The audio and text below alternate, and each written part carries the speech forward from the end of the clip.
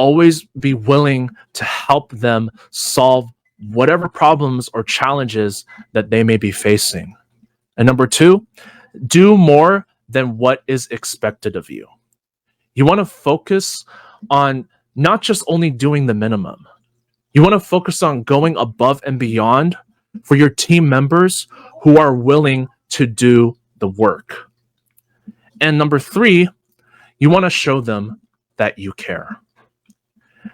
Nobody likes signing up under somebody that's not going to help them have the success that they want.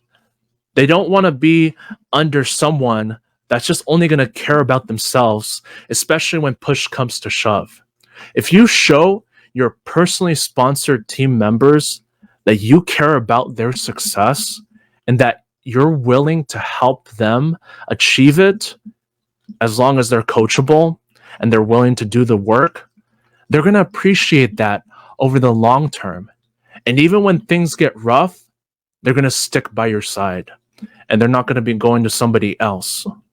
And that's very important because there's so many people out there that they get signed up with so-and-so, but so-and-so doesn't help them, doesn't show that they care about helping them achieve their success, and so they feel lost.